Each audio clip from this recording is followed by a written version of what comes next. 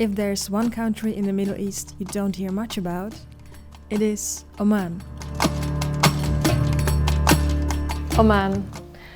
It is the country that has amazed me the most by all its beauty, by all its magical aspects. And I've been there twice. The first time I stayed around Muscat, the capital, and the second time I traveled from Muscat along the coastline to Salalah.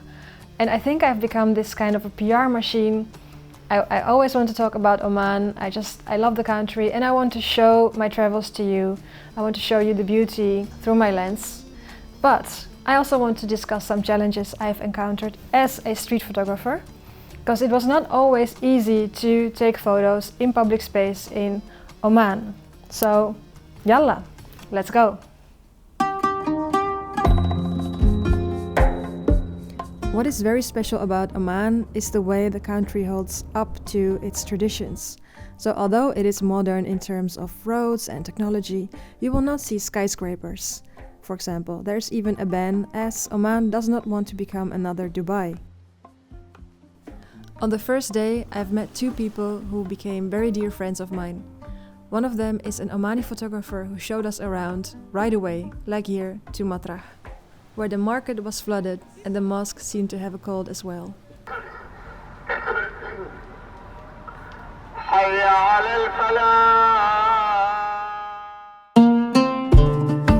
The next day, our friend took us to Jabal Akhdar, which is the Green Mountain, where there was the rose season.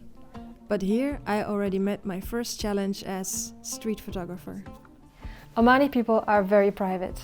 And when I entered this garden, people told me, "Welcome, I see you have a camera, you can photograph the men, the children, the roses, but do not photograph the ladies." And this would be a thing during my whole trip in Oman, like the women did not want to be photographed.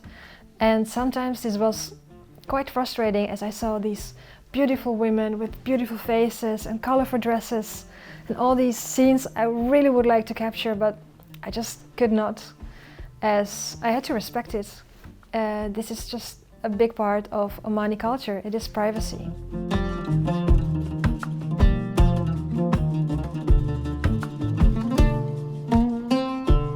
Although privacy is highly valued, the people of Oman are extremely hospitable and welcoming and kind. It is so special to meet this Omani friend who showed us the country in a very personal way, and this made for a very unforgettable experience.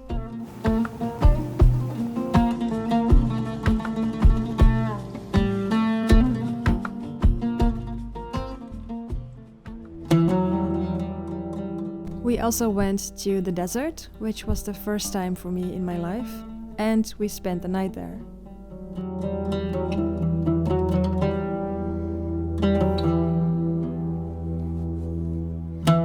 The Omani landscapes are just so diverse and so beautiful.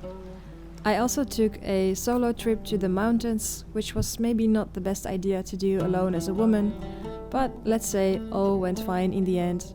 I came back and rented a beautiful house near the sea. And wasn't it also time to take some photos?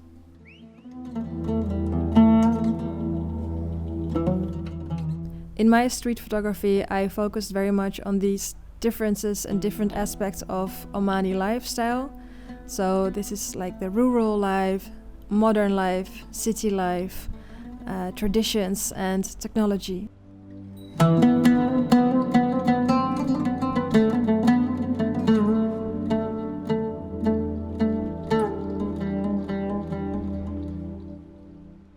Another challenge I have encountered as a street photographer is the fact that cities in Oman are not much walkable.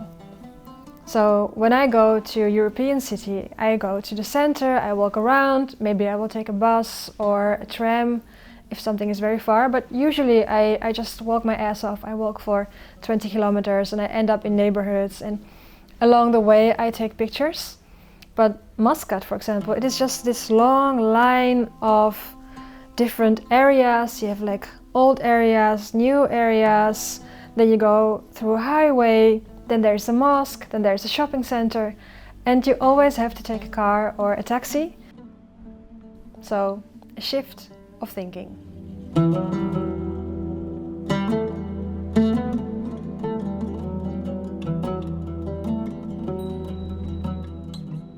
As a perfect closure of the first trip, I got a publication, photography publication, in the Omani newspaper called Oman Observer. I knew I would have to come back here again and photograph even more. That time came quite soon, as we were already back this winter. We had a big trip ahead of us, from Muscat in the north all the way to the south to Salalah. But first, we stayed in Muscat for a day. It feels as if this city exists out of several worlds, and you can experience them all in one evening.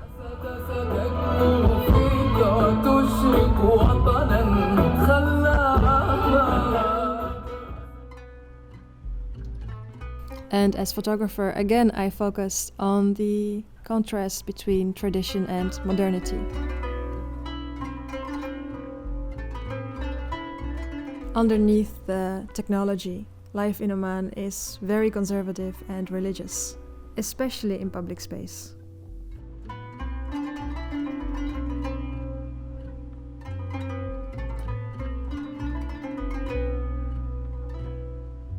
We also went to this shopping center where I got fascinated by the kids' entertainment, so I had my fun.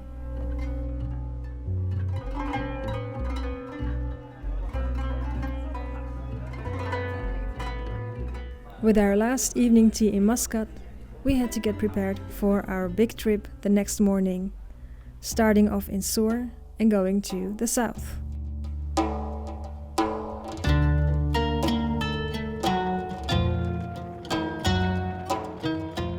We were at this beautiful beach of Ras Al Had. It was a pink beach, the light was beautiful, also pink, it was sunset. There were some kids playing and there were also some ladies. And somehow the Omani ladies have this sense, when they see a camera they already hide their faces, they see you like from a kilometer. And they were so beautiful with colorful dresses, beautiful faces. And we walked up to them and they were very kind, very welcoming, smiling. But as soon as I showed the camera, they were like, no, this is not going to happen. So they stayed very, very kind and very nice. But this is just a privacy thing. So for me this means just save this beautiful image into my brain, into my eyes, and just focus on the kids and the beach and just let it go.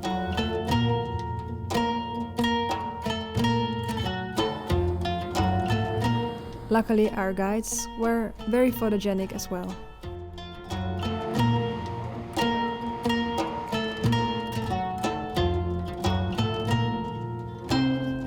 We crossed several fishing towns on our way, and the more south we headed, the more near we got to Salalah, the less women we saw on the streets.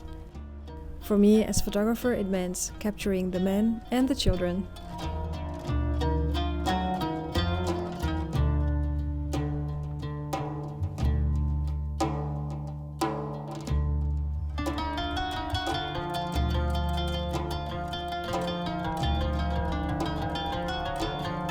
We stopped at Ras Al Ruwais, where the desert dunes meet the sea.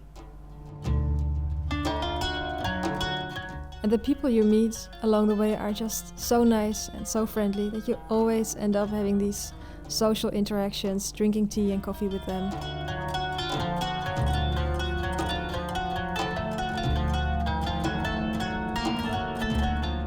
The trip was long, but I love it to sit in a car and look outside of the window and see how the landscape changes.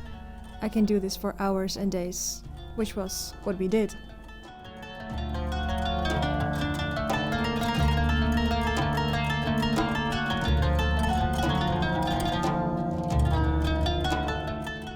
At the sight of these waterfalls that were now dried up, the guides warned me that it was very slippery, and I listened to them for a second. Goelie die rent achter de kameel aan. Kijk, Goelie, jongen. Oh, schat! Great idea. It was quite a harsh fall, but luckily I ended up with some scratches.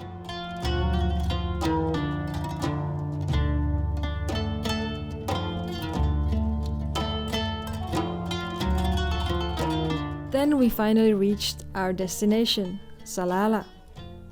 Salalah can be very green in the summer during the Kharif season when it's raining and it's very grey, but that's exactly the weather we are escaping from the Netherlands. It was sardine season and my photographer friend took me there so I could photograph it.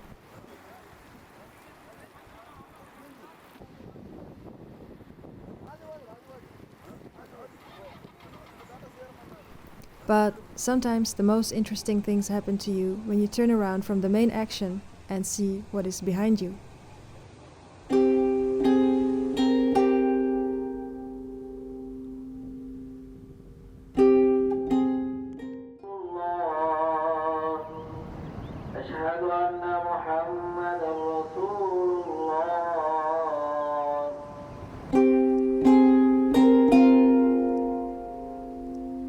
Another challenge to work with is that you see very few females on the streets. You will see them in cafes, in shopping malls, always separated from the men. But you will not see that many ladies like randomly walking on the streets, which means that I, as a lady, would get a lot of attention in like the eyes. People would, like men would stare at me. And when I photograph on the street, I need to blend in a bit with the surroundings. I have to be a bit hidden, which is impossible. When I become the center of attention on the street, it is almost impossible for me to take the pictures I want to take. This meant driving around by car and trying my luck at spots that were touristic or at least busy. But being a woman is an advantage when it comes to approaching and meeting the women of Salalah. The ladies in the Dhofar region, the region of Salalah, they only go out covered, so they will wear the niqab. But we as females could meet them, so we met and we could see them. So we met the wives of our guides. We were invited to their house, very special. And we got to talk with the women and they were just so funny and so open and very welcoming and also very strong. Photography was, of course, out of question, so I focused on the camels in the garden and the rest of the family.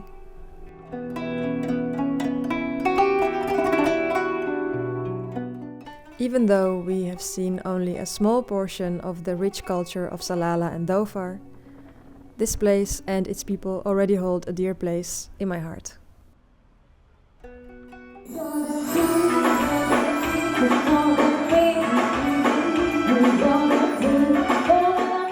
Just like that, our time in Salalah was up and we headed back to Muscat. I'm thankful to have experienced more layers of Oman. Even though I could not photograph everything or everyone I wanted, I'm still happy with the images I did manage to take.